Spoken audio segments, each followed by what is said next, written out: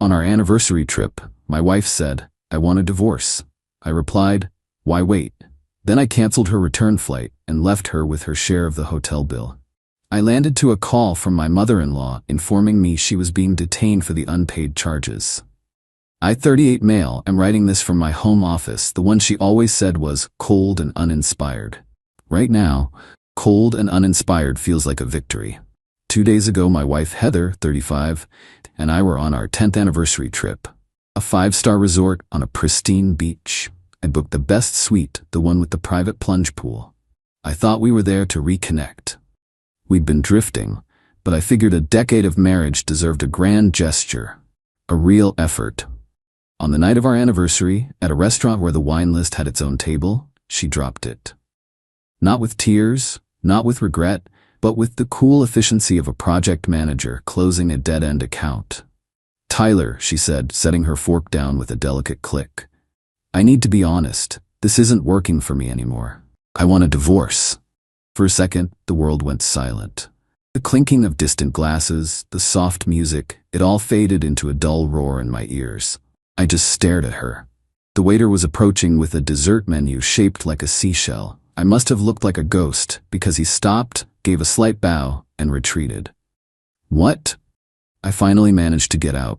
It felt like I was forcing the word through a throat full of sand. "I've outgrown this," she said, gesturing vaguely between us. "I feel like I'm playing a part, the dutiful wife. I want to find my own path, my own happiness." It was the corporate speak, the detached, HR-approved breakup language that cut through the shock. This wasn't a moment of emotional crisis for her. This was a scheduled announcement. My mind raced, trying to catch up. I asked the obvious question, the one you have to ask. "Is there someone else?" She gave a little sigh, a puff of annoyance, as if I was being difficult. "I've reconnected with someone, yes. Dennis, he's an artist. He sees me, Tyler. He sees my soul." Dennis, a name I'd heard. A guy she'd met at a gallery opening a few months back. I'd paid for her ticket to that gallery. I'd encouraged her to go, to network for her art career. The pieces started clicking into place with nauseating speed. Her recent late nights at the studio, her phone always angled away from me, the new, expensive perfume. This wasn't a decision. This was the final presentation of a plan that had been in the works for months. She had waited until I flew her thousands of miles away, to a place I paid for, to tell me she was leaving me for another man. The sheer, calculated disrespect of it was breathtaking. I felt a strange calm settle over me then.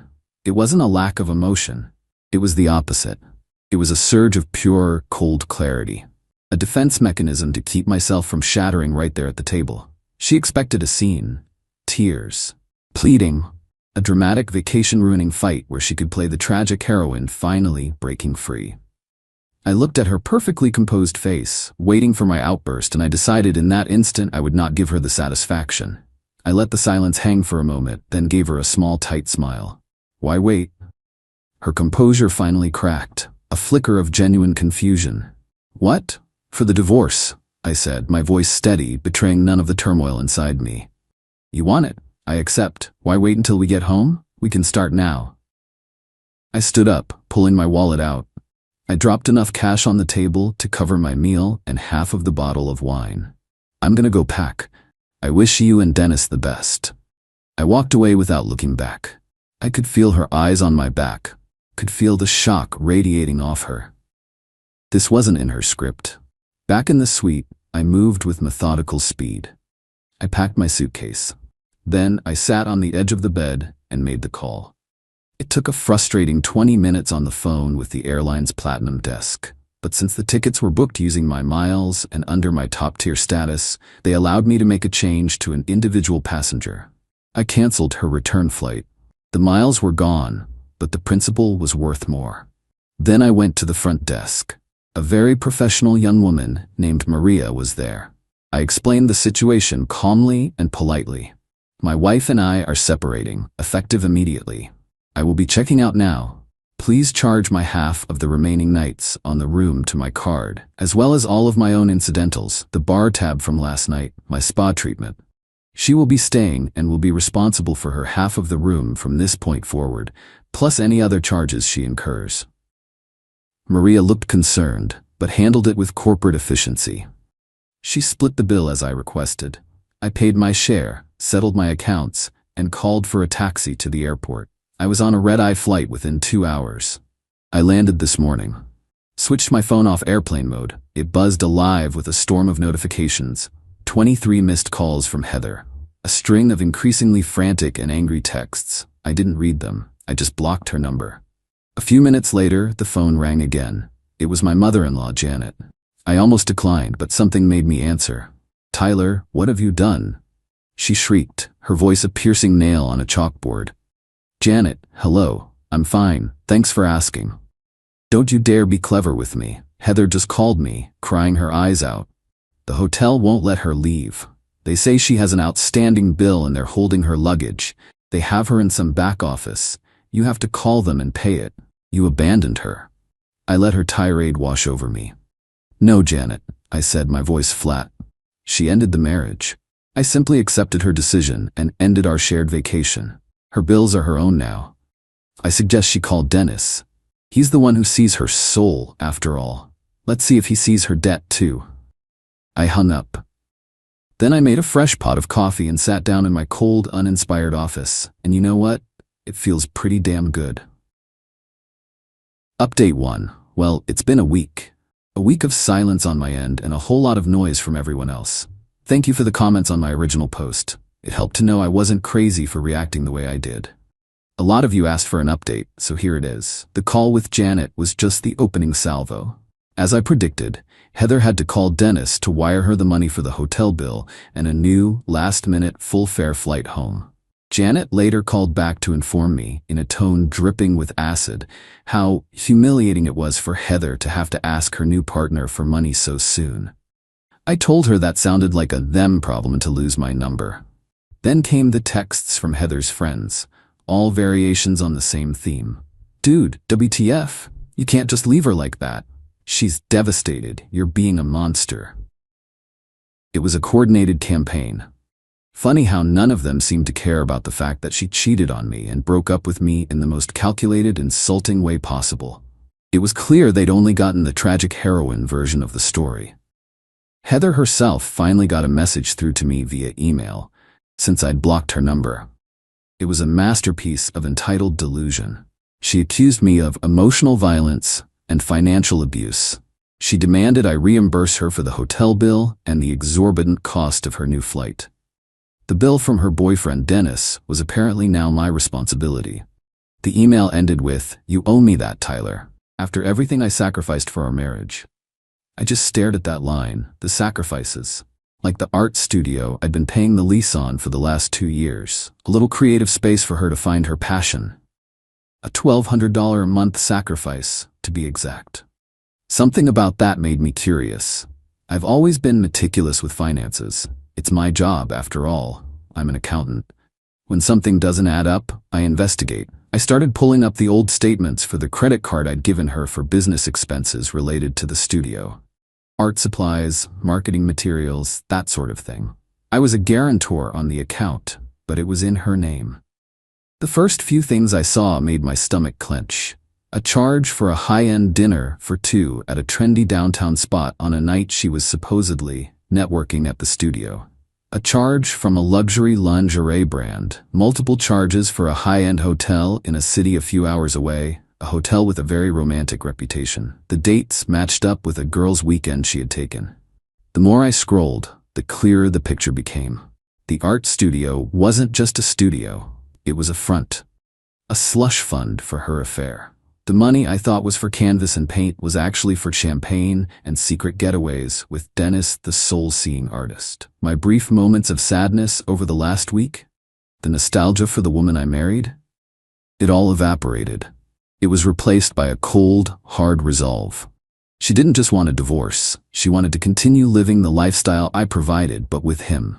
She wanted her freedom, my money, and to be praised for her bravery while doing it. I spent the entire weekend creating a spreadsheet. Every questionable charge, every date, every lie she told me to cover it up. Yesterday, I hired the most ruthless divorce lawyer I could find. When I showed him the spreadsheet, he didn't even blink. He just smiled, a thin, predatory smile. "Well," he said, leaning back in his chair, "this should be straightforward. Heather thinks this is about the hotel bill. She thinks I had a moment of anger. She has no idea what's coming. She didn't just end a marriage. She started a war with an accountant. Big mistake. Update 2. It's been a month of tactical silence from my end and escalating entitlement from hers. Things have gotten messy, and I've discovered the rot goes deeper than I ever imagined. 2 weeks ago, I got a text from a number I didn't recognize. "Tyler, it's Dennis. We need to talk. Heather is very distressed. Be at your house tomorrow at 2 p.m. so she can get her things. We need to be adults about this." The sheer nerve. He wasn't asking, he was telling. And the "we" wasn't lost on me. They were a team now, coming to the home I paid for to demand things. I replied with one sentence, "My lawyer will be in touch to schedule a time with a third-party supervisor present." They didn't like that. They showed up anyway. I was at my desk when the doorbell rang. I looked at the security camera feed on my phone. There they were on my porch. Heather, looking tragically wronged, and Dennis, a guy with a stupid scarf wrapped around his neck, looking smug. He had his arm around her. I didn't open the door. I spoke through the speaker. "Heather, you are not welcome here unannounced. As I said, you need to go through my lawyer." "Don't be an infant, Tyler," she yelled, her voice cracking. "My entire life is in that house. My clothes, my art." Dennis stepped forward. "Mate, just open the door. Don't make this harder than it has to be. We just want her things so we can move on." The condescension, the mate, it was like a movie. I saw red, but I kept my voice flat. "This is my property. You are trespassing. I'm giving you 30 seconds to leave before I call the police." They actually stood there, whispering to each other, like they were deciding if I was bluffing. I counted to 20 and then dialed. When they saw me on the phone through the window, they finally scurried back to Dennis's beat-up convertible. The police arrived, took my statement, and I now have a record of them showing up unannounced. My lawyer was very pleased. But the real development came from my lawyer's office. I had told him about the studio I was funding, and he agreed it was a major financial point. As part of the discovery for the divorce, he subpoenaed all the financial records and contracts associated with her business. He called me last Tuesday. "Tyler, you're not going to believe this," he said, and I could hear the excitement in his voice. "I'm holding the lease agreement for the studio space. About a year ago, your wife and Mr. Dennis Vance co-signed a new lease with the landlord, re-registering the space as a commercial entity called Vance Gallery. They were building his commercial art gallery in his name, while you were still paying the rent via the original auto draft you set up. It's airtight." I felt the blood drain from my face. She had converted her private "I need to find myself" studio, which I was funding, into a commercial gallery for her boyfriend. She'd put his name on the lease with hers, making them business partners, all while my money was paying the rent. They were building their future on my foundation. My lawyer's voice cut through my shock. "This changes everything, Tyler. This isn't just infidelity. This is fraud. We can go after both of them." So the new plan is in motion. We are no longer just arguing about assets in the divorce. We are filing a separate civil suit for fraud against both Heather and Dennis. We are seeking repayment for every single cent that was funneled into that sham gallery and her affair. Heather sent one more email last week. The tone had shifted from anger to a weird sort of bargaining. She said she was willing to forgive my actions at the resort if I would just agree to a simple 50-50 split and reasonable alimony so she could get back on her feet. She still has no idea. She thinks she's negotiating the end of a marriage. She doesn't realize she's a defendant in a fraud case.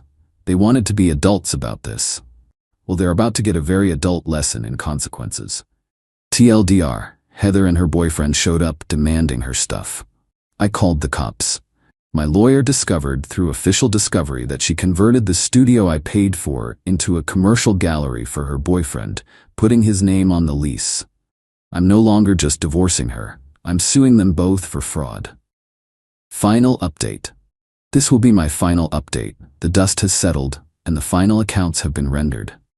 The last 6 months have been a masterclass in legal maneuvering. My lawyer, bless his cold, calculating heart, was relentless. We moved forward with the divorce and the civil suit simultaneously. Heather and Dennis, predictably, lawyered up. Their initial defense was laughable. They claimed I was a willing patron of the arts and that the money was a gift to support their shared creative vision. The day of the mediation was something I'll never forget. It wasn't in a courtroom, but a sterile conference room in a high-rise building. Me and my lawyer on one side of a long mahogany table, Heather, Dennis, and their lawyer on the other. Heather looked thin and stressed. The tragic heroine act was wearing thin. Dennis was trying for a look of bored indifference, but his bouncing knee gave away his anxiety. They still had an air of arrogance about them, like this was all just a messy, inconvenient misunderstanding that a check from me would solve. Their lawyer started, outlining their proposal. They wanted the house sold, a 50-50 split of the proceeds. They wanted me to pay out the remainder of the gallery lease, and they wanted 5 years of significant alimony for Heather, citing her contribution to the marriage by sacrificing her career. My lawyer listened patiently, head cocked. When the other lawyer finished, he didn't respond. He simply looked at the mediator and said, "We reject that offer in its entirety. And now, for our presentation." He placed a thick binder on the table. "This," he said, "is the Heather and Dennis project binder." He opened it. The first page was a blown-up photo of them, smiling on a hotel balcony from Dennis's own social media. The date stamp was clear. It was from his birthday weekend, the same weekend Heather told me she was at a silent meditation retreat. Then came the spreadsheet, now 20 pages long, itemized, dated, cross-referenced with her lies. My lawyer walked them through it, his voice calm and monotonous. Page 1, itemized list of dinners for 2, totaling $4,780, charged to the art supplies credit card. Page 3, hotel stays including the St. Regis where Mr. Vance's social media shows him celebrating your 6-month anniversary, total $8,950. Page 7, direct transfers to Mr. Dennis's PayPal listed as consulting fees, total $22,000. Heather's face went from pale to chalk white. Dennis stopped bouncing his knee. He was perfectly still, staring at the numbers. Then came the grand finale. My lawyer presented the legally obtained, signed lease for the gallery, the one with both their names on it. He presented bank records showing the auto draft from my account paying the rent for their joint commercial venture, month after month. The total sum, my lawyer concluded, that Mr. Thompson can prove was fraudulently diverted from him to fund this affair and this undeclared business partnership is $83,450. Not including the future liability of the lease they both signed. This constitutes a clear case of fraud by deception, which we are fully prepared to pursue in civil court. The discovery process for that would be extensive. He slid a document across the table. This is our settlement offer. Heather gets nothing. No alimony, no share of the house. She walks away with her personal belongings and the significant credit card debt she accrued in her name. In return, we will drop the civil suit for fraud against her and Mr. Dennis Vance. Their lawyer's jaw was tight. He whispered furiously with Heather and Dennis. I could hear snippets. Criminal charges, perjury. They have everything. Dennis looked at Heather. But it wasn't the look of a man who saw her soul. It was the look of a man realizing his business partner and meal ticket was a massive liability. The look of a man who was just told he was on the hook for tens of thousands of dollars. Heather started to cry. Not the composed, delicate tears from the anniversary dinner. These were ugly, panicked sobs. Tyler, please, she whimpered, looking at me for the first time. You can't do this. I'm not doing anything, I said, my voice even. These are the consequences of your own choices. You wanted to start a new life, here it is. They took the deal. They had no choice. The aftermath was swift. Heather had to move in with her parents. The credit card company, armed with the evidence of her fraudulent spending, is pursuing her for the full balance. Her credit is shot. Janet and Robert called me one last time, but the fury was gone, replaced by a weary resignation. They asked if I could just help a little. I said no. Dennis, as predicted, bailed. The last I heard, he had moved to another city. The gallery, of course, folded. The landlord is now going after both of them for the broken lease. As for me, I sold the house. It held too many ghosts. I moved into a modern apartment downtown, one she would have hated. It's clean, bright, and mine. The spreadsheet is deleted, the binders are shredded. I took the money I saved from the divorce and invested it. My future is my own again. I don't feel happy, not in a fist-pumping celebratory way. There's a scar there, but I feel balanced, vindicated. The scales have been set right. I responded to a calculated betrayal with calculated consequences. I didn't yell, I didn't scream, I just did the math, and the math was undeniable. I'm going on a trip next month, by myself, to a place with mountains and cold, clean air, just me. And that's more than enough.